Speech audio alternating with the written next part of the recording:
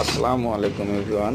আমি আপনাদের দেখেছিলাম কীভাবে ইনকিউবেটর বানাইতে হয়, কীভাবে কোয়েল পাখির ডিমগুলান ইনকিউবেটরে বসাতে হয়। এখন দেখাতেছি কীভাবে কোয়েল পাখির ডিমগুলান ঘুরে ঘুরে দিতে হয়। এটা 24 ঘন্টায় 5 বার 6 বার, এটা চাইলে 3বারও যদি সময় না পান 3বার দিতে পারেন। আমি মোটামুটি 4-5 বার করে দিচ্ছি। তাহলে 4-5 বার করে উল্টে উল্টে দিলে তখন সব দিকে তাপমাত্রাটা ভালো থাকবে এবং এগুলার জমাট বাঁধতে সহযোগিতা করবে।